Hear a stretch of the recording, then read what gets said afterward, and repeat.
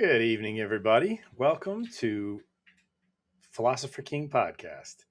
So don't forget, check out all the episodes past and future as we release them here on phoneboothpodcast.substack.com, where you can also find all the other array of podcasts that are put out by Phone Booth Productions. It feels like we own every day of the week now with the different podcasts coming out day after day after day. So many hours of new content every single day, every single week, and it's fantastic. So check it out, phoneboothpodcast.substack.com.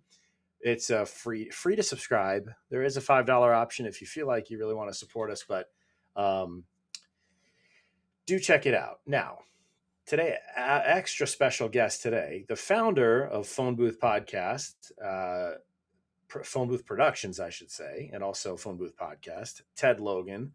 I had a blast of a conversation with him. Super profound, super great.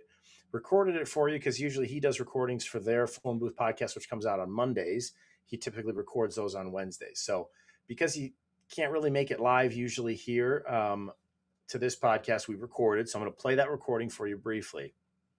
But one of the reasons I'm so excited to share this particular conversation with you, and if you don't know him yet, you're going to love this conversation even more.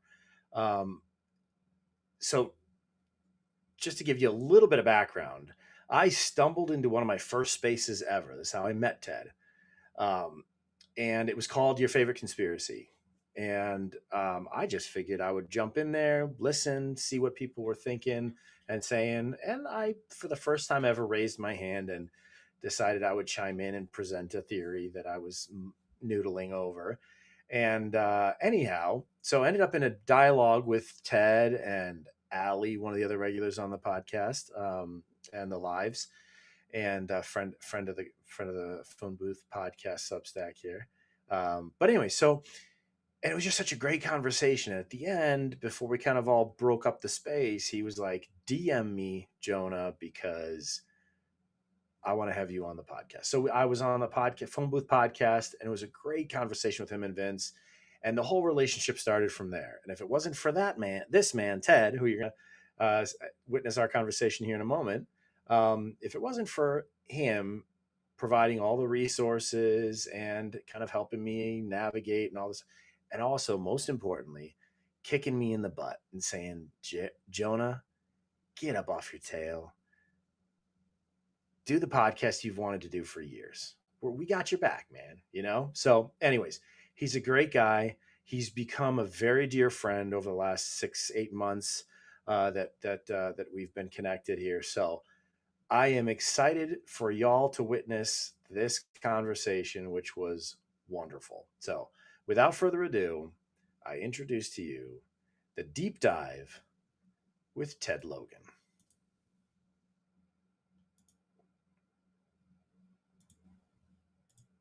All right. Hey, everybody. Welcome to the Philosopher King podcast.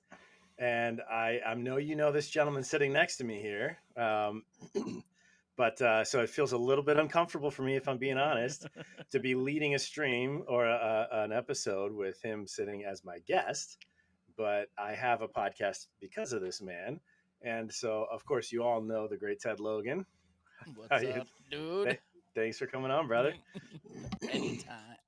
It's gonna be fun. I know exactly what you mean, though. Not like about feeling weird, because I've never been in your particular situation, but I have the opposite, where it's very weird for me to be on someone's podcast, and not, especially because we're both in the same program and I can do whatever I want right now, but Yeah, I'm exactly. not going to. But even on other people's, I'm like trying to steer it a little bit, and I'm like, fuck, I shouldn't do that. I should let them do that. It's very hard. It's a very weird thing. Yep. So it'll be fun. Well, We'll see where it goes, though. I love it. So of course, you all have seen in the introduction before this video, when I announced this video, you'll have seen, but just to say it again, please remember to check out the phoneboothpodcast.substack.com.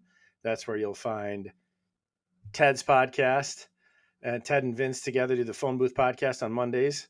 You've got Here's the Thing with Snoop on Tuesdays. You got the Philosopher King on Wednesdays. And then you've got a seemingly much more frequent as of late dualistic podcast and then of course the live stream, which is always a blast on Saturdays, and then the Pick Is In podcast after that. And I know there's a couple other podcasts. We've And got mind the mind of Mind of madness Madness is with up there now. right with Templar, and then the Meyer Show as well. And so it's a lot of fun. It's a lot of fun to see, even just since I joined you, Ted, how much it's grown. Um, Isn't it? Isn't it exciting? And isn't it just what we said from the beginning that we're going to do? It's also hard to keep track at this point. Anybody after this, I'm sorry, you're going to get the short end of the stick and getting your name read. Actually, no, all the new people will move to the front, but it's going to be impossible after this to list them all because you're just going to be wasting half your podcast listing every podcast we have. yep, So yep. it's like list yours, the main, and then however many more. And That's the all. only That's thing, what, the only thing better than a motto like "Grow or Die" is when you actually live by that motto and you can see the fruits. So I love it. I love it. me too. So to take us back a little bit to the one of the last events I mentioned, which was the Saturday Lives.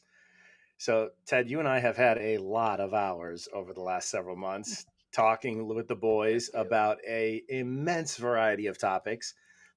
Everything from like modern political trends that happened that very day or the day before, all the way back to ancient biblical cosmology and ancient texts and traditions and conspiracies dating back ages.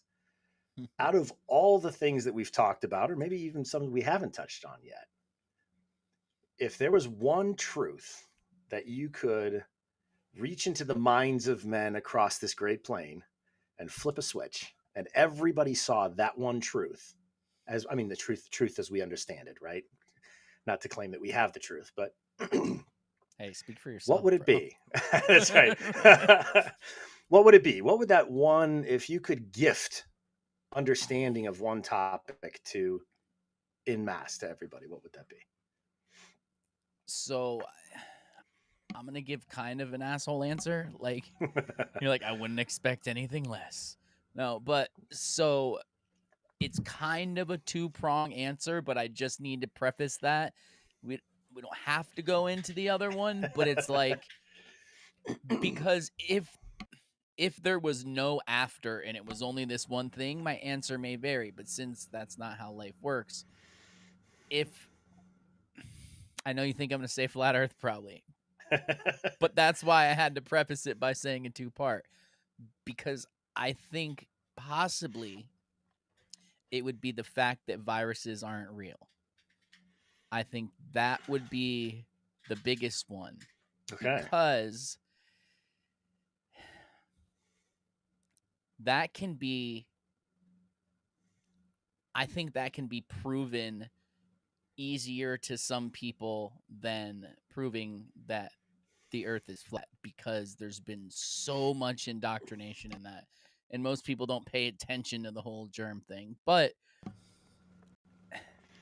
if I could go to flat earth after to finish it off, I think realizing that germs don't exist and viruses don't exist is a huge thing because then people would get healthy and then they'd be healthier for the second part. Once you know what your body's doing and you don't go, I have a cold.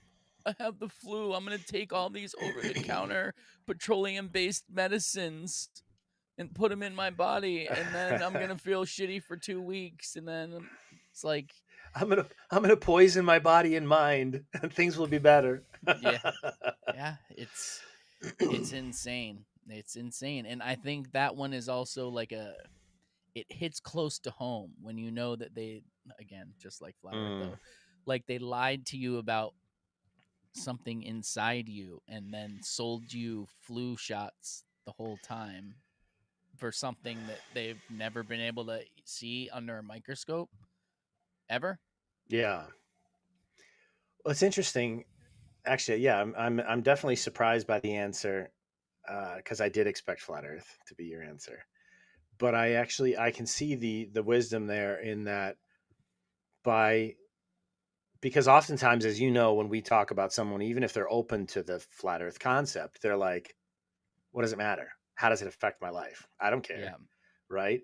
Whereas if you're like, "Bro, they've been medicating you to sickness and dullness of mind for your entire life. Yeah. And if they could just receive that truth, I agree with you at how impactful that would be personally for their own health and well being. But secondly, and maybe even more importantly, it would wake them up to the fact that they have been lied to for so long and break that trust bond that they have with the establishment and dispose them for the acceptance of other large important truths like flat earth. I Like I like that. said, you need I the like 1-2 punch. that. I I like think it's that. a gateway. It's a gateway drug, man. Yeah, interesting. So now if you're looking at, so if germ theory isn't true, I've heard talk of terrain theory. Yeah. Is that more your position where you just feel like it's more I mean, ex I don't feel like they have everything correct, but I do feel like if you treat your body like shit, you're going to feel like shit and bad things are going to happen to you and you're going to have the flu, the seasonal detoxing. And yes, everybody detoxes every year, but the better you are to your body, the lighter it is. I don't know if you remember a few weeks ago, no, more than that now, like 2 months ago, I was like, guys, I don't know if I'll be able to be there Saturday.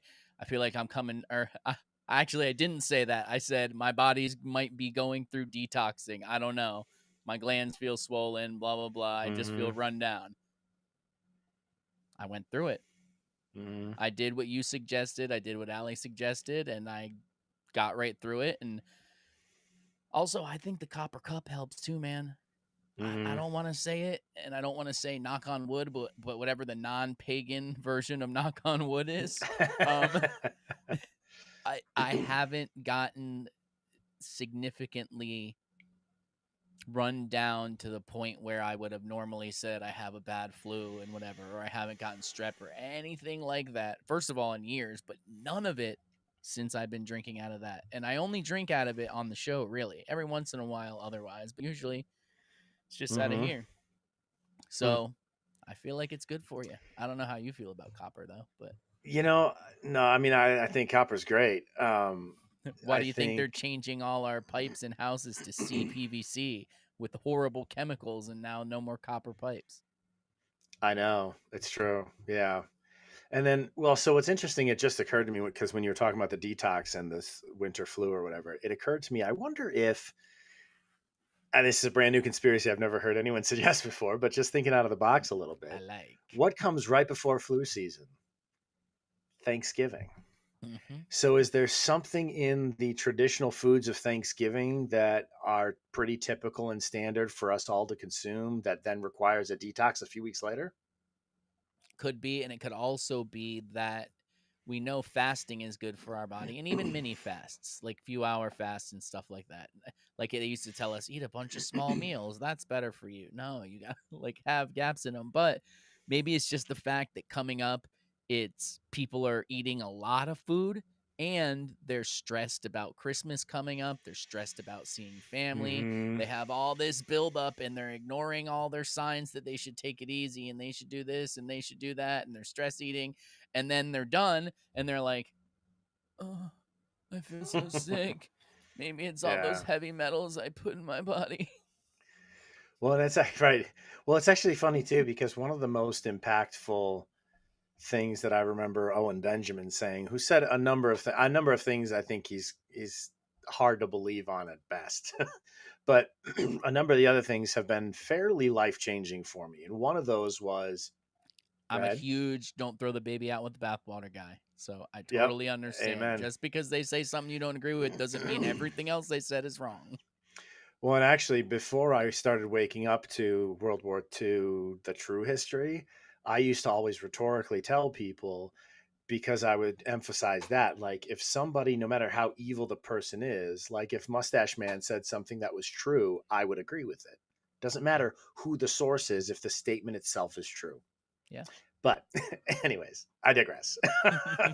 so, um, so one of the things Owen said is you have enough poison in your body at this moment to stop your heart like that, because our adrenal glands, if you stress a person out enough, they'll die right now, right now. Like if all of that was secreted in this moment, you'd be done. And so he said the real toxin with with Sniffles 19 or any of the other dramas that are oppressing our psyche, so to speak, Mm-hmm. from mainstream media or whatever else. Um, that's what's making us sick a lot of times is the fear and the stress that's being imposed from that outside source. Yeah. I think a big part of being sick is stress. It's also, like I said, it's going to happen naturally about every year. Just like the leaves fall off trees, it happens. Mm-hmm. There's cycles in life. But the more crap you put in, the worse it is. It's just like the people who are always sick and other people around them aren't always sick. You really think that's viruses are just catching them more? Like, no, they're not viruses. It's Yeah. not happening. Well, and actually, wasn't it in Canada? There was that one lawsuit where I want to say it was like British Columbia or something, but where he actually brought a lawsuit saying against the C-19 lockdowns, and basically said, "Hey, if you can prove to me and show me an isolated virus, then I will accept all your parameters, and if you can't, then I want refund for all the damage to my business." And he won. Yeah, because they can't. They can't. They never It's could. that that's why I think that's why my answer was that is because if people are willing to look, you can convince them of that because if people knew that they've never seen one, maybe they would start to believe that they're full of crap because you're literally believing in something that no one has ever seen ever. Well, and maybe it's much less of the conspiracy what's your diet around Thanksgiving type of a ploy that I just or suggestion that I just made, right? Mhm. And maybe it's just more like you said, cycles. Like throughout the year, nature has its has its growth, blooming, and then death, and then it hibernates for the winter and recovers and restores. Is it a coincidence that our body gets gets low energy and starts purging itself of toxins and preparing for the new year Yeah, around the same exactly. time, right? Just like the rest of the world. And think of this. So, oh man, there it went. Purging of toxins that time of year. It's Cycles gone. of of nature. Yep. It'll come back in a minute. But yeah, yeah, it is. I definitely think that it is a cycle that happens. It's not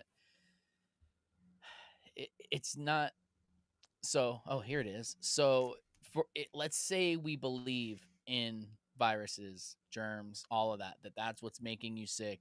And I'm not saying don't wash your hands before you do surgery. There's bad stuff for your body that happens. There's tons of bacteria. Bacteria is real. It's gigantic compared to what they claim viruses are. All of that. But so if when your parents, and I hate to say it, were like, get in out of the cold, you're going to get sick, if you believe in viruses and germs don't survive in freezing temperatures. So cold wouldn't make you sick. There wouldn't be viruses and germs around for you to get sick. That's why in cold places that sometimes like Alaska and up in North Canada, they'll leave the trash out for a long time because there's no germs, no nothing. Like it can't rot or anything because it's frozen fucking solid. So then it'll take one trip. So if you believe it, you got to check yourself on one end. I don't know which one. Well, it's funny that you mentioned that actually because that old wives' wisdom, so to speak, or the grandmother's wisdom of cover the back of your neck or you'll catch cold, or, or Yeah. whatever it is, right? When you go out, Yeah. that I mean that's all terrain theory. That's all environment. That none of that's germ theory. None of it. You know, it's interesting. So for Because it's me, what makes sense yeah, for to me, me. my mind always goes then down to the next level. Okay, so if we're manipulated and controlled and influenced by fear primarily, fear makes us sick. Fear overrides our free will.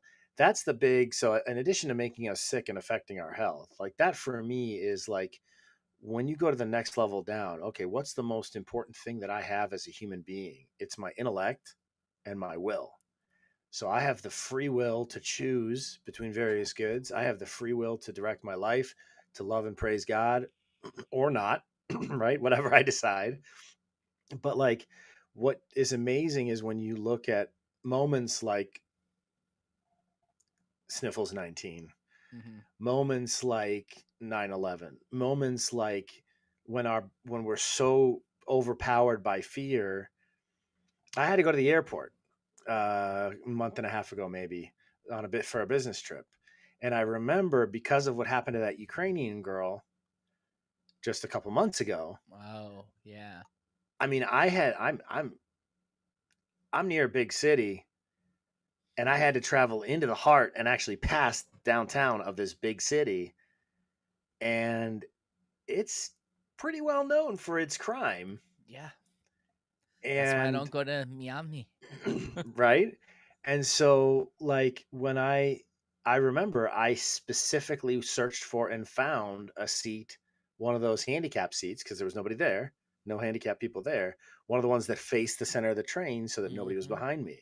And I remember my head was on a swivel. I was watching but like you can't help it. I remember like yesterday, 9/11. I was a kid as a teen. And I remember walking through the grocery store and I remember looking sideways because I was out in California. I remember looking sideways at every single person in a burqa or every single person who seemed like that part of the country. Right.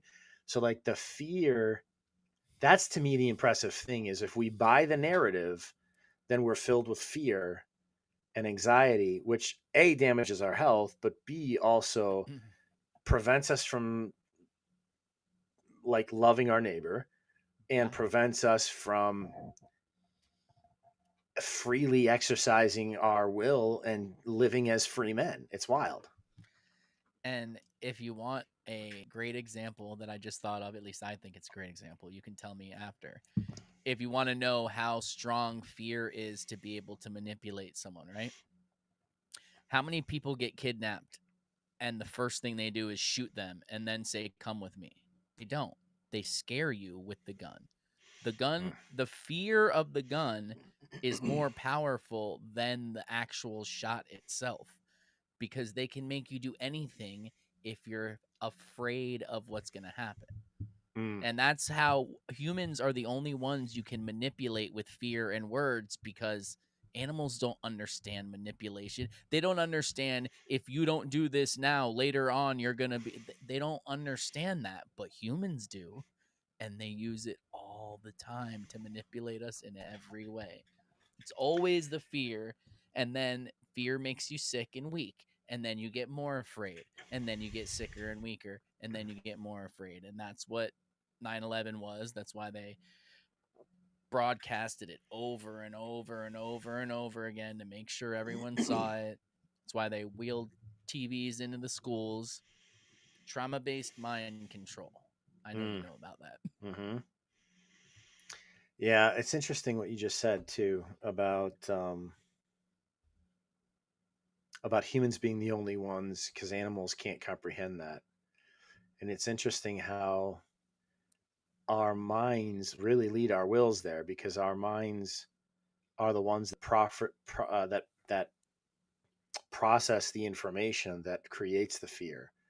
So where it's supposed to be our mind leading our will to choosing the good, if our mind focuses on the wrong things, perceives an evil that's not there, and tries to flee from it, the will can choose a bad thing. And it's interesting because it feels like that's the only way or the surest way of getting masses, large groups of people, to go against what's best for them is fear. Something that's near and dear to my heart, man. No, it really is because I've seen what it does. We've all seen what it does to people, but just look at how people acted during Sniffles 19. Yeah. Look at how families turned on each other for no good reason at all. Because again, of something that doesn't exist. And even if it did exist, a little mask wasn't going to stop it. And not seeing your family wasn't going to stop it. So all of that was fear and a test to see how far they could push people. And unfortunately, a lot of people failed miserably. Mm. That's, I think, kind of like in hindsight, looking back over the last, I don't know how long it's been now, 10, 15 years, somewhere around there, since I've started to kind of wake up to the psyops and take a step back from the drama, so to speak, you know? Mm-hmm. Mm-hmm. Not that I haven't had drama of my own in my life, but, from the publicly induced drama. Yeah, um, there's a difference, you know. it's true. Yeah.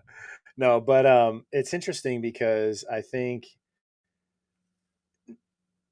like, when there's the fear of Three Eye Atlas, or the fear of even just in my own Exactly. life, like the fear of cancer. Some of my extended family died of cancer.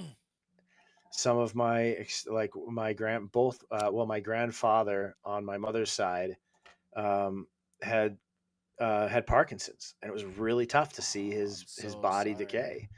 And so, like, it's tough to see people you love their bodies break down. But then when you realize that, okay, well, these neurodegenerative diseases, like especially Alzheimer's and other similar related ones, it's literally diabetes type 3. It's Yeah. literally lack of brain health. It's literally a cholesterol problem. Like, that's it. And cancer is a parasite. It's a parasite problem, and that's it. Yeah. Like, it Well, alleviates so much fear. I have one caveat to cancer as a parasite problem. I completely agree. I just think that other things can exacerbate it. They can add to it. Even though the parasites may start it, I think your mental power even can change it. I think that eating, again, sugar, well, that feeds the parasite, so that kind of goes along with it. But my point being, so I know I've said this before, but when I read this, I had to check it and make sure and double check it. And there are multiple people who have been diagnosed with cancer. They die of cancer. They do an autopsy to find out, how aggressive it was and for research, and they find out they had no cancer at all. Mm, Their brain, their mental state literally killed them because they thought they died of fear, literally, or died of fear and the acceptance of being ready to go, a combination hmm thereof. I don't know, because that's insane to me. And we have proof that the placebo effect works. A huge percentage. Like, if you watch this, kind of ties back into the viruses aren't real thing. These, because we know medicines are not medicines. They're not healing. They're not good for you. They're not curing. But if you ever pay attention to those stupid pharmaceutical commercials, the first thing I always try to scan through the fine print at the bottom is where it shows the percentage versus the placebo. mm. It's only within like 2%. So, if in the placebo, or in the real trial where they're giving them the medicine, what if they also happen to accidentally tell some people that they're getting it? Then that also kicks in the placebo effect in the other group also. hmm So then that number would be higher. So it's like, but even if it isn't, just look at the percentage difference. It's like 2 or 3% between the billions of dollars they put into these petroleum based things and billions in marketing and all this. And it's only 2% better than the people who aren't taking anything and just think they are. Really think about that, hmm and then know how strong your mind is. It's Yeah. insane to me. No, it's true. And actually, it's interesting that you say that about not all cancer is just parasites. There's other things involved. So what's fascinating to me. So my claim isn't that parasites are cancer. My claim is that cancer is cells in the human body that start working for themselves rather than the good of the whole body, and therefore the body will perceive it as a parasite, because it's now, even if it has your DNA, because all Mm-hmm. cancer has our DNA. Yeah. Like, if you seen like a tumor get cut open and it's like hair and teeth and nails Mm-hmm. like just floating in the bundled up in this Yeah. satchel they call a tumor. It's nasty. Yeah. Glad I didn't But eat yet. Or I'd be yeah, like, yeah, "Bleh." you're welcome. No. um, but yeah, so like that's the interesting thing to me is that, and it's also like a subtle commentary on society. Like if you're totally self-serving at the sacrifice of everybody else, rather than caring about what's good for our country, caring about what's good for your neighborhood, caring about what's good for your family. If you ever become just a self-serving SOB, then you become a cancer if you're willing to sacrifice anybody else's good for your own. Mhm. Interesting analogy, but You know what that analogy made me think, though, right? Is you know how people are always like, God, why is it always the assholes that live forever? Because they don't mm, have that stress on them. They don't have fear. They don't give a fuck because they're the it's true. asshole that's causing the stress and the fear. That's It's why they're true. living forever, bro. It's true. It's true. Oh, that's good. Well, so what's interesting too, okay, so going back to cancer for a second, like there's something,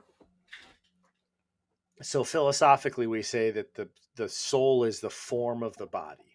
So the soul is what, so we have nutrients that come into our body and become part of the body, and we have skin that sheds and different parts of us that kind of over time hair falls out, right?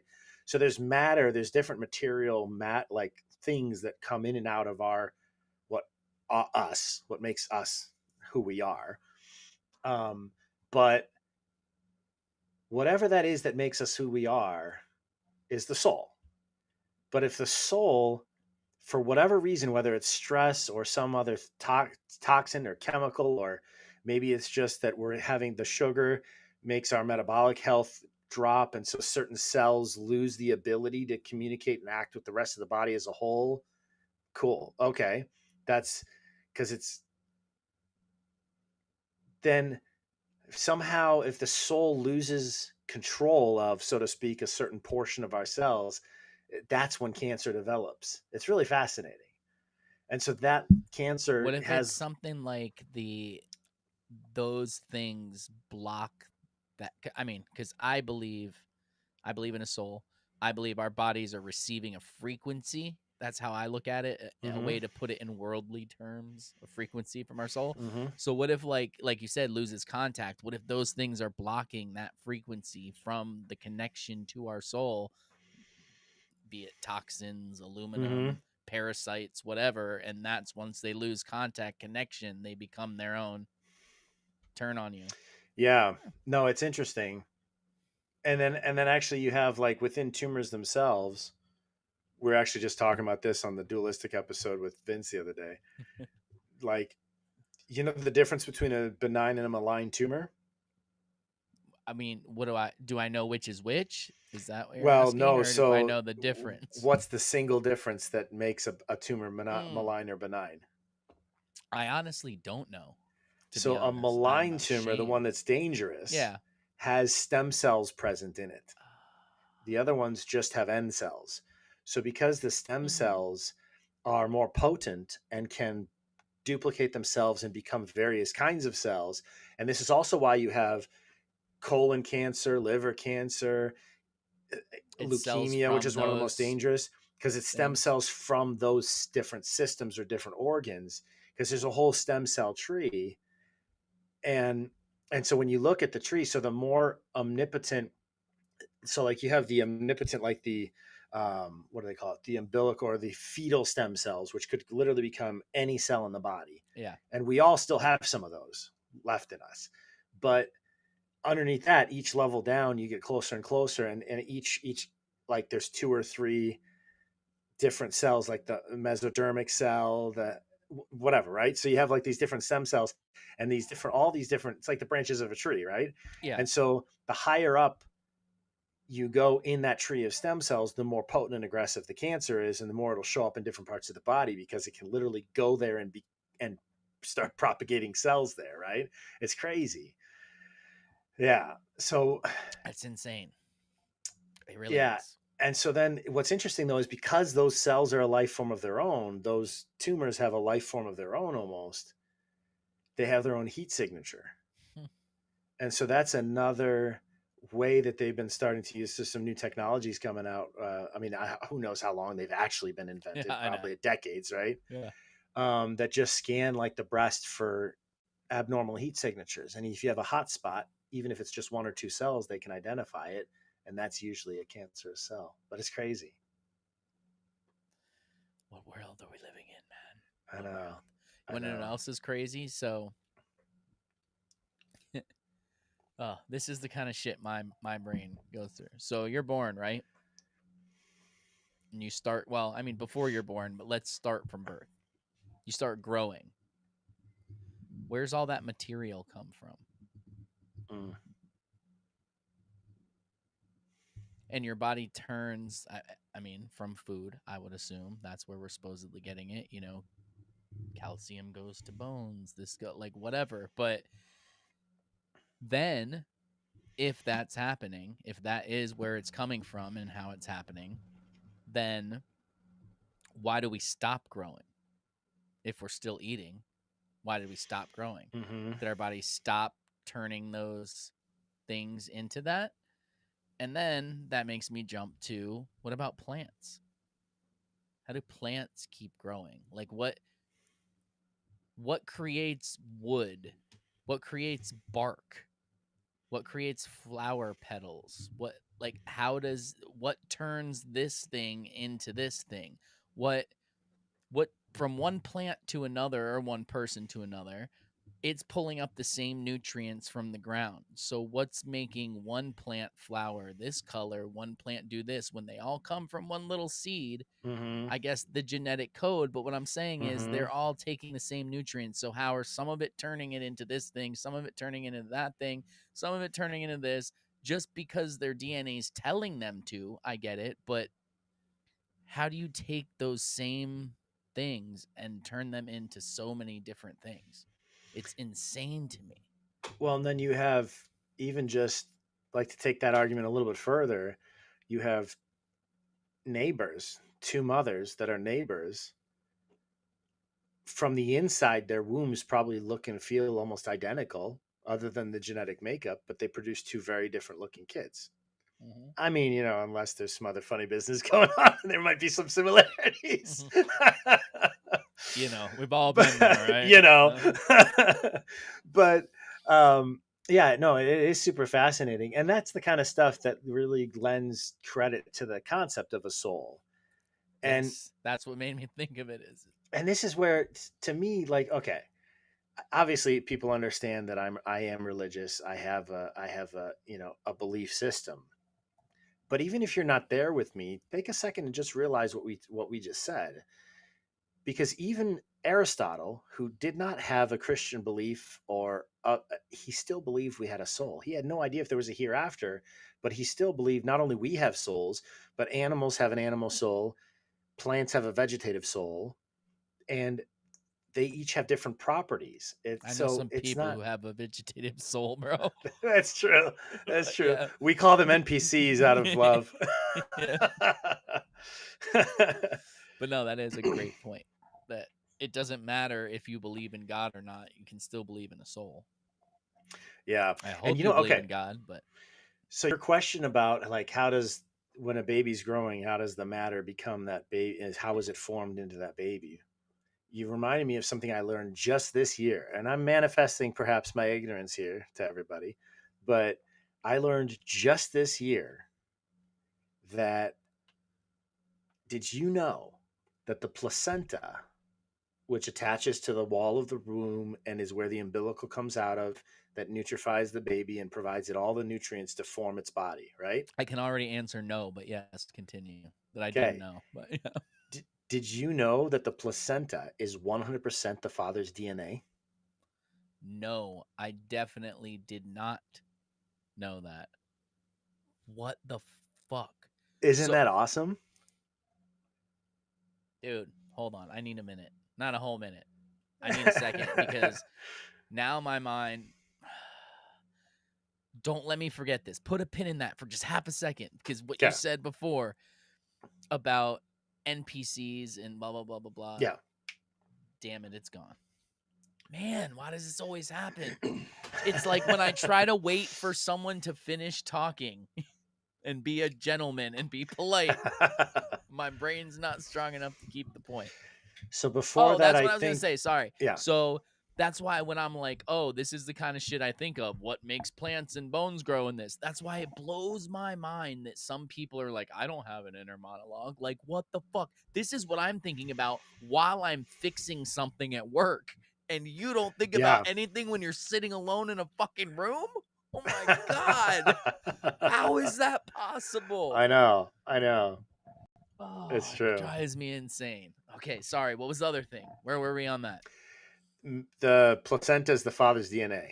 Oh, yeah. So that's making my brain go, is that like, okay, the sperm's gotten in with the egg and it's growing together, but the the child is, or not the child, but the whatever's happening there. I'm not saying that that's Hmm. not a child. I'm saying whatever's doing the distributing is going like, okay, we don't want that piece of DNA. That's too much dad DNA. We got to keep it even. We got to be half and half.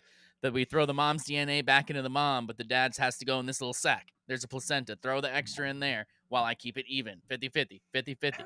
Like, why else would it collect all the dad's DNA in one sack that comes out when you're done? Well, so what's interesting to me is that, okay, so if you go back to, I mean, obviously Aristotle had a lot of, but there are some things that we understand now where, science has advanced a little bit here and there, right? But Hold one on. of the things, yeah, go ahead. That means if you ever get a girl pregnant and you guys split up and she doesn't want anything to do with you, you better bust into that hospital and demand your placenta back because that is your DNA. It belongs to you. Don't let them have it. Anyway, sorry. I think everybody should get their don't not let the hospitals sell their placentas anyways, because they Anyway, will yeah. collect them and sell them because of the genetic matter is really valuable there. But It's anyways, easy to say because I don't have kids, but I don't think people should be having babies in hospitals at all at this point. I don't But either. I don't so, either. but I know that's easy for me. Anyway, go ahead. Yeah. Sorry. Well, and yeah, my experience, they will literally emotionally manipulate the woman into accepting shots for the baby and demonize the husband if he even if he's just trying to stick to and stand firm on the decision that they made as a couple going in. Yeah.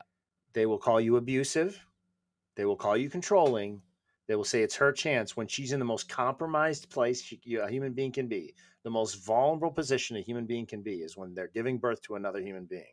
Yeah.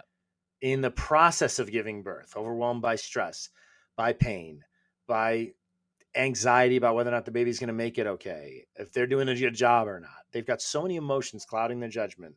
And that's the moment you want to pressure them to change their decision and not going to let them rely on the man that, anyways, we go on for a long time No, about that. no, and that's part of the reason why I feel like the fact that I don't have kids may make me have a better view is because I've heard it from both sides after the fact of people who have been through that themselves with no emotional involvement.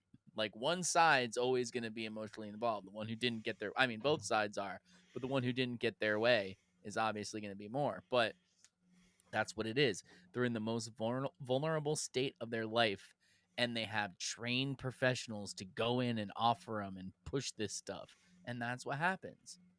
Yeah, And then they go, "Oh, we did this because of this and this because of, well, what if and that and what?" Like, oh, it's just insane. it's They wild. do that with everything, but they do it really bad during birth. Yeah, they do. Yeah. I mean, if and when I do it again, you know, then it'll be definitely different. It'll definitely be a home birth, definitely a midwife, Um, but so the placenta being so Aristotle about the placenta. So he always said that man just deposits the seed and the woman nurtures that seed and gives that seed time to grow. And so it's all the man is the principal. Now, obviously, we know that man is the principal. He's the one who enters into the woman. She's passive. It's true, but both together they build the child. Obviously, we know this Yeah. genetically. But it's fascinating to me because even within the womb, the man's DNA is the active agent, pulling nutrients from the mother's body and giving it to the child. It's amazing. I didn't even look at it that way. I was so thrown off by just the freaking the DNA being exclusively that. Wow. I mean, it's amazing. It's really, really beautiful. Um, It's yeah, like yeah. the reverse of real life when the dad is the one, or not. I mean, I guess not the reverse of real life, but it's the mom giving the stuff to the kids once they're born and taking credit for all the stuff that dad paid for. But Yeah, exactly. Exactly. She's doing it in the womb too. It's still us giving the kid stuff. And then she's like, he's in my belly, my body, my choice. My Ooh, placenta, my choice. that's another great argument. That's my DNA. Hey, don't Take hurt my placenta. exactly. It's I what I'm never thought of that saying. before. That's my argument from now on. If any woman ever says my body, my choice, I'll be like, my placenta, my choice. You don't have the right to destroy something that's a part of me. I mean, you shouldn't be able to with the I child either. I mean, I Fuck. can't even tell you. Like, I've known men who got their girlfriend pregnant, even just a girlfriend, let alone a wife. That's just even worse. But a girlfriend pregnant, and then that girlfriend got an abortion and didn't tell them until later. Like, Mm. I've known men to spiral into depression because, like, you feel it. You like, dude, I will never ever to this day. One of the most memorable days of my life was when I found out that my wife was pregnant, ex-wife now. But At the and I time, yeah. remember I sat I was living on this little apartment, bay window in front in Chicago, and I remember I sat in that my armchair and I just sat there weeping tears of joy for hours. That's While at the insane. same time, my internal dialogue was, how do I reorder my life? I have different priorities now. What I want doesn't matter. How do I, like just totally reevaluating my weekly schedules, my monthly rhythms, my everything, the Yeah, house, like everything. I mean, it was amazing, that's amazing. crazy. Life is wonderful. Yeah, that's something I'll never know. But there's pluses to it too to not having that. So, just saying. Yeah, It goes yeah, both ways. absolutely. Yeah. But I think, yeah, personally, I'll never forget that moment. That to me was That's just amazing an though. My incredible moment. my brother always wanted kids and now he has a ton of them. But I remember how happy he was when his wife, first wife, got pregnant. I love it. And yeah, it was like everything changed in him, everything. So I witnessed it, just never been there. So, it's a related tangential thing, which I think is really, I think you'll find really interesting. If you happen to not have been up at 2 or 3 a.m. on Thanksgiving night, I mean, what are the odds? watching the live stream with Vince and I, if you happen to not be up. Dude, I'm such a boring person. Like, if it wasn't for the late nights we go on Saturday, a late night, 10 o'clock,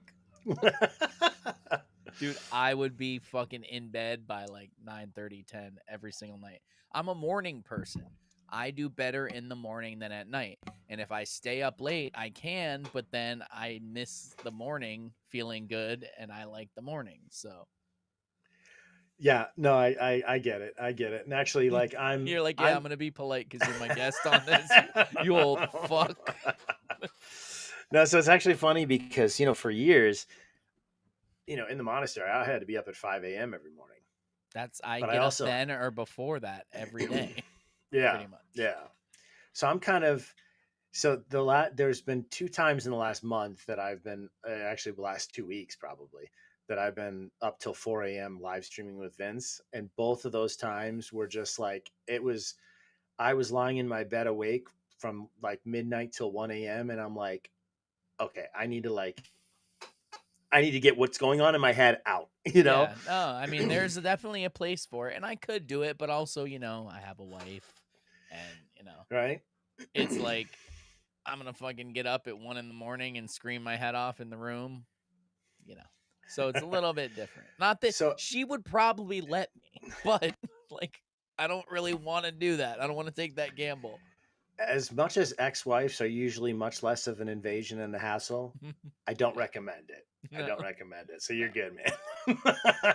No, No, but but also I really am not a night person. But I could like Cheney, they have that Midnight Society of Good Guys with Cheney and Thomas, the paranoid American, great people. She's like, yeah, we start at midnights on Friday. I'm like, yeah, peace. Never gonna fucking see you. Midnight on have Friday. fun. And I don't do naps. Like I can't. Vince is like, oh, I'm gonna take a quick hour nap before we stream. Never. I would lay there for an hour trying to fall asleep. And then if I ever did, once I woke up, I'd be utterly useless after that. Useless. I'd be just in a like, Be like, Ted, you gonna lead the stream? Ted? Ted? Hello. it'd be bad. It'd be bad. Whew. But so okay, so what's funny though, the reason I mentioned the late streaming with Vince is because one of the things that we kind of connected, I didn't quite realize in the moment, but a year before last, I learned that the mitochondria we only actually get from our mom. So That I did know. the powerhouse of the cell only comes from our mother. So it's kind of funny because with the hairline analogy, like you get the hairline from your Go from ahead, your brother. mother's side, Yeah. and so I've heard people say, oh, check out your mother's father, and she'll no, but didn't she get it from her mother as well? And they're like, oh yeah, so you need to look at your mom's brothers or your grandmother's Grandmother. brothers. Well, in my case, they were all bald on all counts, There so you it go. didn't There, matter. there you go. Well, so But no, that's right. You're right. It's off. because everyone thinks, oh, ask your mother's father, look at your mother's father's hairline. But my mother's father had a full head of hair till the day he died. And I'm like, yeah, something's wrong here. I call foul. Yeah. No, I was screwed across the board on all sides. It's not a predominantly thick-haired family. But here's the thing. Ah, Other than being an awesome podcast at 6 p.m. Eastern on right Tuesdays now. with Snoop Dogg, right Oh, as now, we're literally, recording. as we're recording, shh, don't tell Snoop. Oh, I know. I feel um, my phone vibrating a bunch of times. I know it's him. um, but here's the cool thing, though. So if your mitochondria is from your mother, where's her mitochondria? It's not her DNA, it's her mother's. Yeah, But so it's it not her carries mother's either. all the way down, basically. All the way back. So Man. while there's hundreds of millions of genetic variations and mutations throughout human history, they've traced only 42 different kinds of mitochondria. Sometimes multiple kinds of mitochondria occur in the same body. You'll have 3 or 4 different types of like slight genetic differences in the mitochondria. Yeah. But I mean, that's like all the way back to our first Where parents. where we've been talking about how many sons Father Abraham had, and we need to be talking about how many daughters Mama whatever had. Well, once I learned this, the very next thing is all of a sudden it sheds light onto why the small hats only consider mother's lineage. It must be mitochondrial related. Oh, your Isn't that mother's interesting? vagina is Jewish. your You mother, must your be mother's, Jewish. and by vagina they mean mitochondria. So, Isn't that interesting? what? It's beyond interesting, and why? Why is that what's important to them? I need to know that now, and I don't know if I have an answer. So it always gave me angst. It always bothered me learning about the faith that some dude 6,000 or 6,030 years ago, more or less, give or take, right? Eh. Ate an apple from a tree, and because of that douchebag's choice, I have to die. Are you kidding me? Right? Do we? Now, if you consider that all health issues are metabolic, metabolic means your mitochondria is either burning glucose, causing acidity in the cell around it, which causes the failure of that cell eventually. So, everything from cancer, Alzheimer's, every disease you can think of all starts as a metabolic malfunction. Keep cooking, It's my man. it's Keep all cooking. mitochondria related. So It's all mom's fault. in other words, yeah, exactly. But it all goes back to Adam, and that's why if he did something with his choice that severed that connection between his mitochondria and the cell, that whatever he did, just like cancer, when we stress or something else like that, a portion of the cells in our body start to live on their own. Well, now the mitochondria don't have as strong of a connection with the body. And so, because of that, eventually they will break down. Eventually, they will expire and take the body with it. So So, it's not that's that when God is, death came into Earth. yeah, and it's not that God is like a vengeful a-hole up there being like, well, I'm going to punish all y'all because your daddy did this, right? It's actually, no, the dad, it's just like, if you get cracked out while you have a kid, there's going to be a birth defect. Sorry, it's biology, Yeah, but so all humans are basically a birth defect of sin. That's what I'm hearing here, and I Yeah. can't say I can't say I disagree with that though. I mean, it makes God seem to not be such an asshole, It frankly. well, It's yeah. self-inflicted pain. It's self-inflicted mutation. I mean, I've always thought it was self-inflicted pain and everything because the world we created, like, oh, why does God let this happen? We fucking did it. Like, what do you mean? That's like going, oh, my parents went out of town. I'm gonna have a huge party. Party gets fucking destroyed, everything, trash the house, and you're like, why did mom and dad let this happen? Like, what the fuck? What do you mean? But that's crazy. If they were perfect and would have been eternal, and they did something that made all offspring from there out, which I have problems with that too. But let's just go with this right now. From there out, have that defect that they corrode and die, basically. Like, Isn't that damn. interesting though?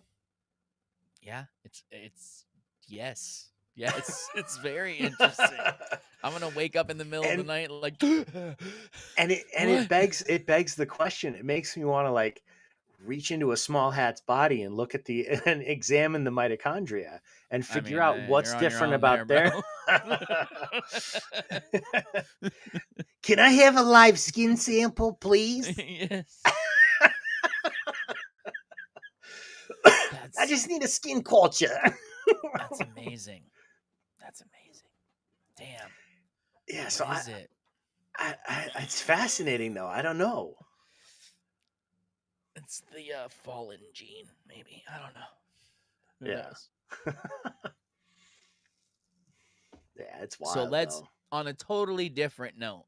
Let's talk about this movie I saw where Okay. a fallen angel slept with a woman, and since it was the woman, that mitochondrial DNA got passed down forever, and that's why that was so important to them because that's the only thing that linked them to the fallen was that. Okay. It was a crazy movie. So, what was the name of the movie? I just made this up movie. Got it. All right. So, in this movie, I well, couldn't so come up okay, with so anything clever, man. but I'm sorry. no, you're fine. But okay, so what's interesting though is that actually is not far from what some suppose happened with the Nephilim, right? That angels or demons rather came in and slept with me- the daughters of men, and That would have been my number 3 answer when you asked the most important. It went viruses, flat Earth, Nephilim. Yeah. so I have an issue with the idea of angels or demons impregnating a human woman. I mean, unless all they did is, I mean, who would provide the placenta? I mean, the real talk. It would be the the Nephilim. Well, I guess the Nephilim would be the descendants, right? The Nephilim, or no, see, it's always So, there's Nephilim, which are the offspring, right? And the Nephilim are the actual fallen. So I guess it would be Nephilim in the placenta, but we don't know the rules. Our our books have been modified or even translation But missed and all that. just going to philosophy, though. So, stepping back from all the texts of religion, Okay.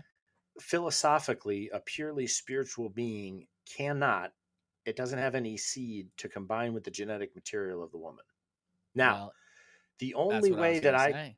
the only way that I could see something similar to that happening is like what when they clone right now, it's actually not a clone like how we imagine a clone. It's a deferred identical twin. Because like, if one fertilized egg split in the very beginning and both developed, you'd have a identical twin, right? If you Yeah. have a omnipotent stem cell in your body that science can isolate, pull out, and put in the synthetic womb and develop, and nurture it to become a full Ted Junior, right? Then it would only be like a deferred identical twin Yeah. because it Okay. has your exact DNA, but it's not you. Yeah. So, okay, There cool. can be only one. There can be only one. So, so could an angel or a demon, by angel I mean spiritual being, create a deferred identical twin for a woman and pull out one of their cells or somehow nurture and stimulate that egg to start its growth? Okay, in theory, maybe. But how does that work exactly? I don't know. Philosophically, there's an issue, though. Biologically, there's an issue. This is why I said we don't know the ins and outs, all the texts, all the procedures. What if when these fallen were cast down, they part of that was them becoming a biological being, maybe different biology than ours, but still a biological being because technically, there's lots of animals that make semen, but maybe Or it was just close enough. what if, because we know that we have the technology to artificially manipulate the genetic makeup of a human as before their birth, or so what if these spirits could come in, either take the sperm of a man and but then genetically modify that fertilized egg to nurture it, so to speak, by possessing it and nurturing it into the giant that the great men of old, as they called them, right? The maybe like, because I tend to think that pre-flood, when it says there were giants in the lands those days, so we know there were giants. We know like Hercules and some of the other, like before the flood, something had to have happened atmospherically before and after the flood, a change, because before the flood men lived 5, 6, 7, 8, 900 years. After the flood, 80, 90, 100, right? Yeah. So What do you think that was? Well, I I know don't know. nitrogen, higher levels of nitrogen make things grow bigger. Now, There's sorry. yes, but also here's another thought. In scripture it tells us that once Noah landed the ark, he saw a I rainbow just for the had an first idea. time. God gave Noah a rainbow as a reminder that he would never destroy the earth by water again. Never said he wouldn't by fire. I know, just by water. Just by water. He's like, It's I already fine. played that card. It's like Uno. You can't use another one, Yeah, man. you can't. Hey, get out of jail card free card has already been played, sir.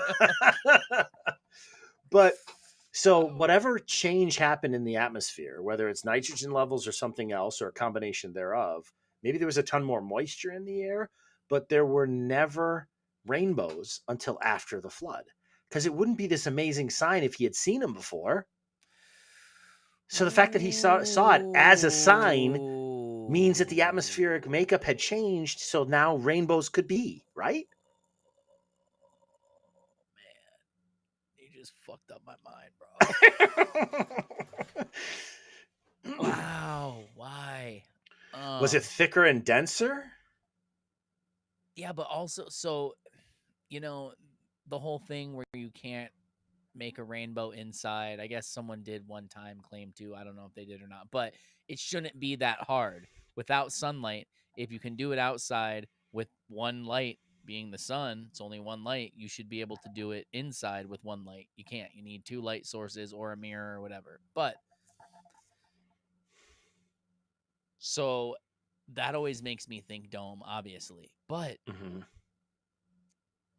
why? Hmm. The dome had to be there because that's how the flood happened. They opened the windows and the water, the windows, doors of heaven, whatever it is. And maybe it wasn't just that. Maybe there was a ton more moisture in the air that then liquefied from a gaseous state that made it so that you really couldn't see the rainbow. That's crazy. I thought I was going to have a great idea about why people lived less long after the flood, and now you just blew my mind with that rainbow bullshit. I don't know.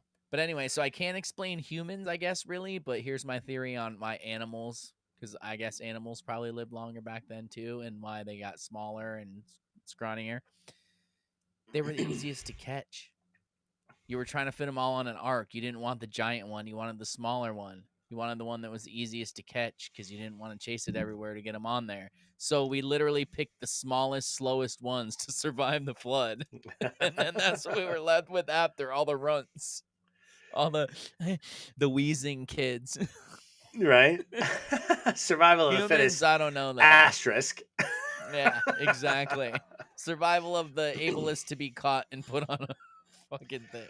Well, and what's interesting is like when you like the Caucasoids, Mongoloids, and Negroids. Those are like the three general classes of humans Those are my or homies. races. Yeah.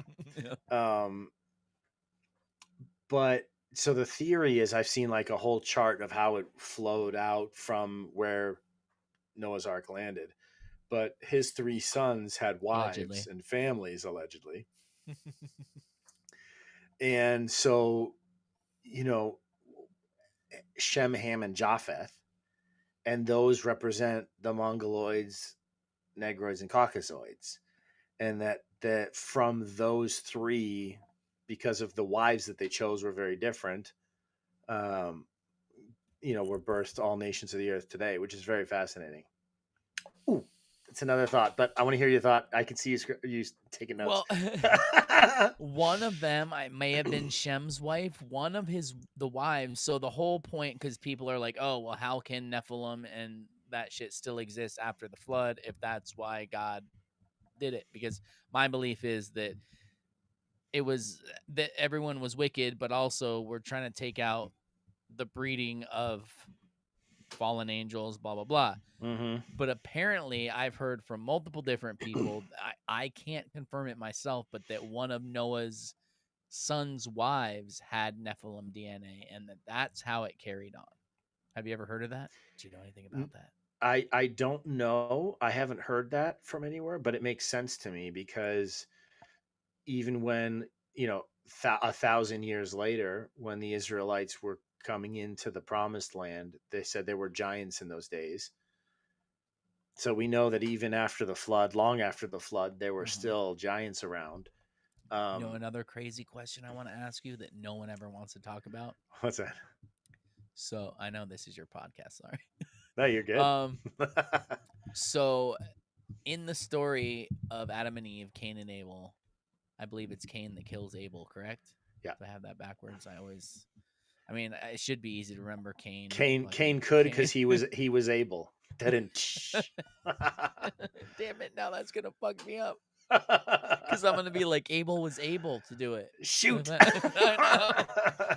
Anyway, so and then Cain got banished, and when they banished Cain, they painted his face white to identify him as protected, right? I don't know if they painted it white. Go ahead though. Or painted it, did something, marked him. I thought they painted it white. I was almost positive that's what it was, but I could be wrong. But either way, they marked him, correct? To be protected by God, that he was Adam's son. I No? I'm not sure where that's from. That's not in. It's Ooh, not I'm gonna in have in to find scripture. that. I'm It's gonna probably in have to one of the find that. apocrypha, I one of think the it other is in the alternate Apocrypha. books. Yeah, it might be. There's a really, if you want a really good read about like all that whole time period, um, there was two sources, Anna Maria Taiji and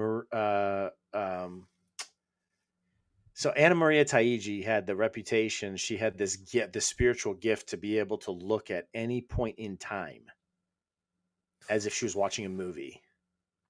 And this is Bruh, in like if the that's true, 1400s. if that's true, how awesome would that be? I'm going back to And Germany. you know how I know about this woman?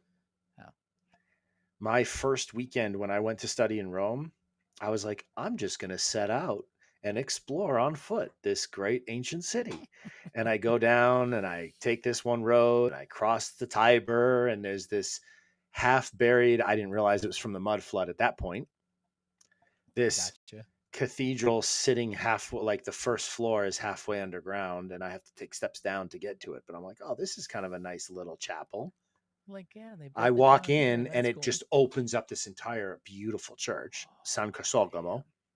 who now? And I, No. right. And I walk back and I'm just kind of like prayerfully walking through, just admiring all this Renaissance art. And it's the last little small side chapel along, along in a lot of those basilicas, they've got the little small side Yes, the chapels. one. Yeah. On the left, the last one down, I'm like, I walk over to it and I see there's a nun. It looks like a nun, like as if she's asleep in a glass container. And I'm like, what the? So I go closer and it's Anna Maria Taiji. I'd never heard of this saint before. Incorrupt. She died like 500 years ago or more. Completely 100%. She looks like she's asleep. Never embalmed, never It's not anything. airtight. It's not. She was buried initially and Wow. exhumed years later, and they found her completely, completely incorrupt. And so that's how I found out about her. And then you find out that she actually wrote books of the history of the world and the Passion of Christ. And actually, the movie The Passion of Christ that Mel Bro, Mel Gibson, Gibson wrote that, bro, not her. Quit lying. he used her book for a lot of the stuff that's not in the Gospels that he used. It's incredible. But he used her book for a lot of the details because she goes into details because she went there and watched. So my favorite thing to do, I'm like, spiritual loophole. I'm going to ask this lady to pray for me, and she's going to pray for me 500 years ago to give me graces before I'm even born, mofo. Boom. I don't know how it will be taken when you say it that way, but I'm all about it. How to game the system. Catholic style. Let's go. Oh, dude. But anyway, so she writes all this ancient history about the Mark of Cain, about Zoroastrianism, which was that occult demonic worship that originated back from the time of Adam and Eve and Cain, and like it was his followers that created Zoroastrianism, which is now still practiced by some Yeah, but people. It's Cain's crazy. followers, right? Cain's offspring. So, okay. He got banished from the Garden of Eden. We got Adam and Eve. They had two sons, right? Cain gets banished, right? Yep. In the Apocrypha, or whichever one it was, they say he marked him. Whatever. You just said the mark of Cain. That Cain Mm-hmm. supposedly went on to build great cities and have Yep. children. Yep. Who did he have these children with? Who helped him build these great cities if he left the place that the only human beings on earth existed and went somewhere else? So there's two possibilities. One ties back to something we mentioned earlier. The first possibility is that Cain and Abel, I mean, they all lived hundreds of years. So it wasn't right away when they were like adolescents that he killed them. It was after hundreds of years of building Adam and Eve, building all that. The reason why we can't marry our cousins now is because our genetic, we're too genetically inferior now. We don't have the genetic potency. Whereas back Mm. then, the genetic potency was such that they lived 900, 500, 900 years, whatever, right? So that's the theory, is that they were so genetically pure that they could marry their cousin. So So, that's one theory. oh, wait. Yes. What's the second one? Okay. Second theory is, God and damn it. I've never thought of this before, but here's just throwing it out there. What if God created human beings, Adam and Eve were the parents, and then he created NPCs everywhere else? maybe Neanderthals. I The don't other. know. That's No, with not the me. I N in mean, NPCs. that's yeah. They were that, and then Cain came out and banged one of them, and then they were part human, and And then then there are Cain. hybrids between. Yeah, I don't know. But so I've Anyways, you were. always said what weirds me out is like everywhere else when you make a copy of a copy, it turns out worse, right?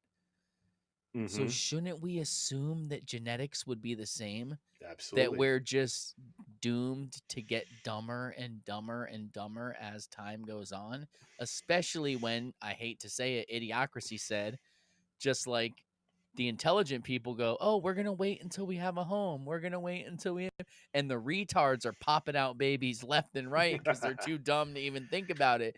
So it's like, even if copies of copies are getting dumber, it's the dumb people who are breeding more. So the copies are even dumber. How do we Mm. have hope, man? How do we have hope? Or do you Well, even think that's that's true why with people? intelligence has to be artificial to augment us. That's obviously the only solution. Thank But you, what the Elon weird Musk. thing, what the weird thing Words you'll is, never hear me say. sometimes really dumb parents have like a genius child. So how does that happen? So So, that brings me back to, we're just antennas for a soul. Like maybe a soul gets plugged in wherever. So maybe that's why copies of copies get worse. Like we live less time and we're getting weaker and shittier, but maybe intelligence is coming from there, not from our parents' brains. You know what I mean? yeah, absolutely. But also, our intelligence, so our souls are all what they are. In other words, they're all immaterial. They all participate in that the divine intellect, that divine knowing. We all tap into that in some way, right? But because we are human beings, we're like hybrid spirit and body. Our intellectual power is often limited by the gray matter, by the abilities of our genetics, right? Mm-hmm. So from a genetic standpoint, yes, but at the same time, let's say, maybe I've got maybe I've got good genes for intellect, okay? But maybe I drink too much and so I'm not as sharp as I used to be. But then if I have a kid, they have my genetics, not my drinking habits. Yeah. You know what I'm saying? So there could be a perceived reset where all of a sudden you're like, oh wow, how did you get so much smarter than your Yeah. dad? Or you You fell know? and hit your head when you were a kid and nobody ever talked about it and you don't know when you lost Exactly. it. Yeah. Yeah. I Yeah. see that. So like I could see from that standpoint, from generation to generation, there could be a discontinuity. But in general, I think again, we talk about the laws of thermodynamics that disprove the globe. You can't have pressure outside of a container. Mm-hmm. Mm-hmm. But we also, one of the laws of thermodynamics is entropy. Everything tends to disorder. Yeah. So even in our genetic code, you would think that that would apply. It has to apply. Everything tends to disorder. So as time goes on longer and longer, that's why I don't believe in like hundreds of thousands or millions of years of human beings I because just said that the other genetic day. entropy doesn't allow it. I mean, look at half the people walking around today, for crying out loud. I mean, maybe myself included. There's probably a Yeah, we're class of coming people up out to there the who end. look at me and are like, "This poor schlub can't even cover his head with his hair. If only he had mama's mitochondria." The chosen mitochondria. So maybe that's how we should refer to the small hats from now on, is the mitochondrial elite. Oh, it's a mouthful, but it might be worth it. It might be worth it. The MEs, ME, Oh, mitochondrial elite. bees. I can sell that. I can sell that. Oh man, that's good. My mind's been blown like 3 times already in this conversation. I love it, dude. That's Holy great. crap. I knew it would be good, but there's someone, remind me after. I got to tell you for sure, someone that you need to contact and you need to talk to. And I think it may be one of the best conversations you ever had in your entire life. I love to hear it. I'd love to. I'd absolutely love I that. don't want to give up the ghost now on here because, I but love it. I love it. So one final thought, because I'd love to hear your ponderings on this, even if it just kind of like ends up being like something you want to ponder for days and we talk about it at some point in the future. I don't know the answer, but what I Mm. found is it's very intriguing that, you have the Tower of Babel where they were Yes. building something I'm and very God said interested. they're getting close. He said they're reaching all the way up to heavens, and so he If you say what I think divided you're their gonna say, I'm gonna language. slap you. Go ahead. Two things. One, that doesn't make sense on a globe. It has to have been a firmament. Otherwise, building anything of any technology to get them off doesn't make any sense on anything but a firmament. First Point of all, one. God isn't a moron and doesn't do things superfluously. Oh, So you therefore, pulled it he off. wouldn't have done that unless there was a reason. That's first point. Second point, isn't it interesting that we're almost trying to reverse the curse right now? Because in the past, you had, in order to prevent this technological advancement, which obviously proves the mud flood and the Antiquitech, right? Yes. Because otherwise, so that explains a lot of the ancient technology we see is Yep. the pre-flood had to have been high tech. Okay, footnote. Like mind blowing footnotes, but it's fine.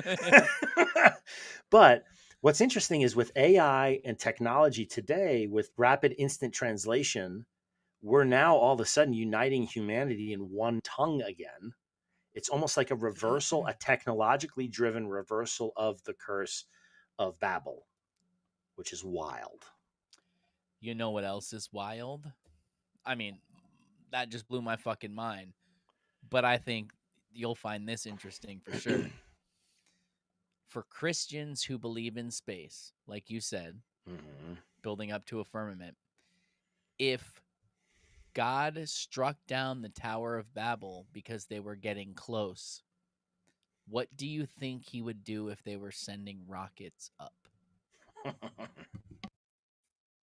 Rockets go up higher than any tower would be built, allegedly. So, what do you think would happen? Right? That's why they keep landing in the Bermuda Triangle and not going up. That's why they go up in curve because they know how high God will let them go. And I bet you the ones that go up and blow up are the ones that went too far, if they Mm. can. Well, what's interesting is So there's a many lot things of are interesting. scripture. There's a lot of scripture, like since now we're back to scripture and flat earth. There's a lot of scripture that doesn't make sense on a sphere at all. For example, that when the devil is tempting Jesus, he says, "Oh, turn those rocks to bread." Okay, fine, that works. "Oh, throw yourself off this cliff." Okay, fine, that's fine. There's nothing, no issues there. But then he takes him to the highest mountain on earth and shows him all of the kingdoms of earth and says, "All of this that you can see now will be yours if you worship me." So it's That just doesn't one make any piece of sense. one little. Yeah. If he's in the northern hemisphere, he can't see Australia. So what? Does down Yep. under exempt? No. Yeah. You We're don't told in get Antarctica Revelation, either. right? We're told in Revelation that when our Lord, he says, don't believe it when someone says, "Oh, the Lord's second, our Jesus' second coming is over there." No, he's over there. He said, don't believe him, because when the Son of Man comes the second time, everybody on earth is going to see him at the same moment, and he's going to be coming triumphantly on the clouds. Okay, if that's true, and I get it, there's a lot of people who don't believe that, but okay. But just for the sake of argument, if you believe the Bible, you have to believe that's coming. Yeah. If that's coming in that way, it can't. It has to be flat for the same reason. You want me to break? Let me break it down for you Break real it, quick. break it, break it. So the Big Bang is absolutely ridiculous because the old, let me just make it simple. A tornado never goes through a junkyard and builds a car. It doesn't happen. Destruction does not create. Destruction, by definition, destroys. Mm-hmm. So an explosion does not create planets, which then in turn create life from evolution that turn into this thinking person. So the reason I want to touch on this is because you were talking about how biblical things tie into flat earth, blah, blah, blah. I was not a believer in God until I found flat earth. Mm. I grew up in religious families. I pretended a lot of times in my life. I maybe even thought I did sometimes in my life. I converted people in my life when I thought I did. All these things, but I never truly believed until I realized that I live on a creation. And if I live on a creation, there must be a creator. Mm-hmm. If there's a creator, I'm going to go back and look at the things that the people that I grew up trusting on other things told me. And when I went and looked back, I was like, oh my God, it's all been telling us the whole time. Just the translators that were reading it to me weren't saying it correctly. They Yeah. left out a bunch of parts, a whole Yeah. lot of parts that now when you look at them, you're like, oh my God, how is not everyone not a flat earther? It's So true. it goes both ways. It's like flat earth brings you to God. And then when you really look at religion and the Bible and all that, it brings you back to flat earth and reaffirms it. It's true. It's true. It's a wild ride, man. Well, and another thing, kind of on a related level, a lot of times, and I may have said this on the stream before, but a lot of times you have like in the contemporary time here, we have a lot of people are always all about, oh, the wisdom of the ancients, the wisdom of the Mhm. natives, the wisdom of the aboriginals, the wisdom they were in touch with the earth, the spirit, their religion of the spiritism and their medicine, and they knew what was what, like like our colonialism has destroyed it and everything. Okay, cool. What was their cosmology? Yeah. Oh, well, they were cavemen in that way. They didn't they have were technology. No. they surpassed us in wisdom in so many ways, except for that. It's so Yeah. hypocritical. It's It's comical. that goes back to original full circle what we were talking about earlier about germs is I was literally talking to somebody about it today and I had to Google it to show them. You can Google it yourself. And I'm a big believer on if you can't see it with your own eye, then that's a good place to start believing that it's bullshit. Hmm. And you cannot see a virus with a traditional microscope.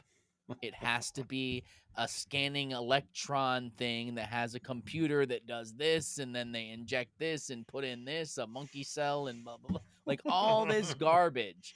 So you have to do all that. You can't. So something that they're claiming can jump 10 feet because somebody sneezed and now it came over to you. It can travel through air with wind and all that, go up your nose and make you sick, but they can't see it under a microscope. But at the same time, they'll tell you that they can see planets trillions of light years away. You can't have it both ways, guys. Yeah. You can't have it both ways. Well, and it's funny. One of the things, even as a child, I remember like in middle school, I remember learning about how they tell the distance between galaxies and stars so far out by It's measuring the redshift, awesome. right? So the redshift tells us how fast the star is moving away from us. And then they're like, see, that's 200 million light years away. And I'm like, because it's moving away from us at 200 million light years per hour. And they're like, yeah. I'm like, okay. Or per year, whatever it is. I don't know. Yeah. And they're like, yeah.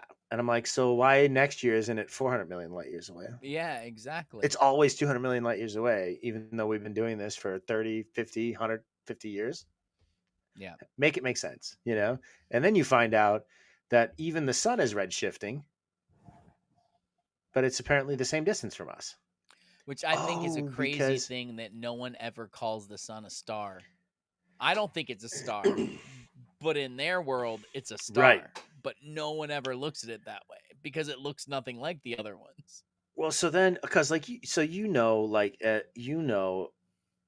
as well as anybody that in order to actually have a scientific experiment, you need to isolate variables so that you can actually control what It's my variables are favorite being line.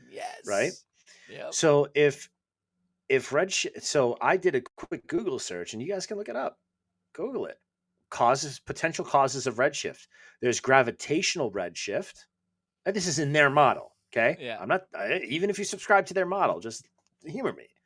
Gravitational redshift, lateral movement redshift. In other words, if something's moving left to right but not getting any closer or further away, that can cause redshift because as it's moving, it stretches out the ray of light. Okay, cool. and there's distance, speed away from you could cause redshift, and probably some others I'm not remembering. Maybe atmospheric. Bullshitty old redshift. Yeah, exactly, exactly. Yeah. That's malarkey shift. Yeah. So Okay, if can that's you true, then how can you say that if you see 200 million light years, that it's absolutely 200 million light years away if you don't know how fast left to right it's moving, you and you can't don't know how heavy its gravity is? So what are you doing? How can you be so it's confident? You're it's lying. just like how can they tell you the size of any planet or star? Let's break down how you can tell the size of something, right? You need one of two variables in order to tell the other one. You need to know the size in order to know the distance, or you need to know the distance in order to know the size so you can measure it, right? Mhm. We don't know any of those about anything. They could try to claim that they knew the size of the moon. They can try to lie and say we landed on it, we measured it, whatever. But other than that, how do they know the size of anything and how do they know the distance of anything? Because you can claim you know the size of something, but if something's one size and it's twice as far, it's going to be half that size, but it and could that be double that size and you could think it was closer because like you have to know one to know the other. and that's how important that one discovery for me personally was, of the redshift having multiple causes, because now all of a sudden it calls into Mm. question the distance, which is one of those two variables. Now the size is no longer intelligible. You can't figure out the size anymore. Yep. So everything starts to fall apart. It's incredible. It crumbles. So, Ted, I gotta say, this has been incredible.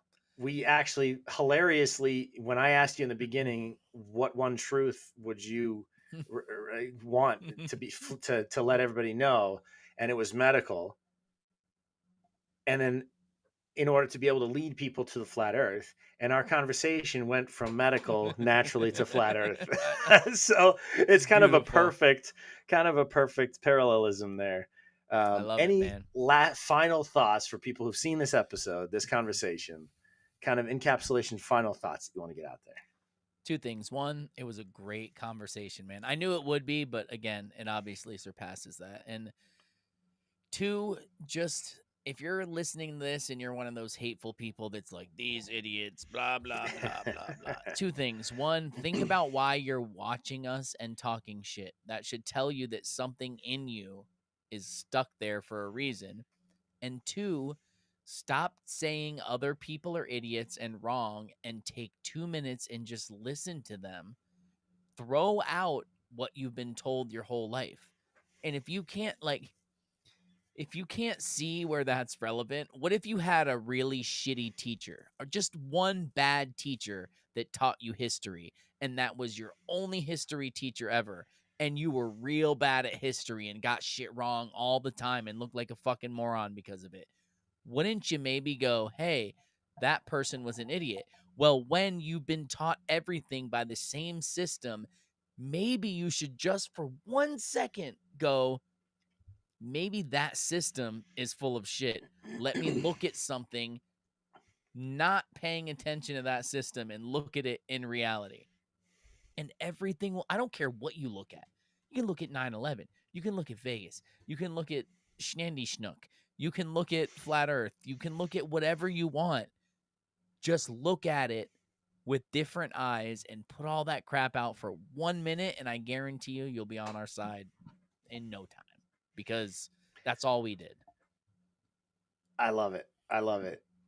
And one final thought as well for the you folks listening, especially if you're on the fence or have a critical heart to the conversation, any of the conversations that we have here. The truth fears no investigation. How do we start today's conversation? The power of fear to manipulate your choices. Yep. If you're afraid of or shy away from a conversation or a topic, what does that tell you? It's not the truth. Yeah. What you're holding on to desperately is not the truth. The truth fears no investigation. Come at me, bro. Yeah, You don't believe? exactly. You don't think I'm correct on anything we've talked about? And please show me evidence that shows me I'm wrong, because I love to learn. Yeah. That's why I'm That's here. exactly. So anyhow, with that challenge, come at me, bro. Come at me, bro. DM me if you want to talk. Let's go. Yep. Check out Philosopher King podcast. Thanks for tuning in tonight. But check out the phone booth podcast.substack.com, where you can find Ted and the Oh yeah. boys at the phone Can booth I push podcast. myself for a minute? Absolutely. Yeah. Let's go. Go to phoneboothpodcast.substack.com. It's me and a bunch of my fucking friends putting out excellent content. There's a bunch of people there. Just come check it out. It's free. Just go do it. It's not hard. If you don't like it, you can literally talk shit to us on our 3 live streams a week or 2, 3, whatever. Come talk shit to us. Just give it a chance. That's all we ask. Give it a Soon chance. to be 27 live streams a week. I know. I know. I'm always like today, I honestly even felt bad because Templar was live streaming for 8 hours, and I was like, oh, in that 8 hours, Snoop's podcast is going to be streaming. And I'm like, well, we've reached the point where there's no chance of not, like, it's going to happen. It's going to happen. Yeah. I love it. So I love it. it's great. Well, thank you, Ted. It's been a blast of a conversation. you. I appreciate you, brother. I appreciate you. And Peace, thank dude. you, everybody. See you next week.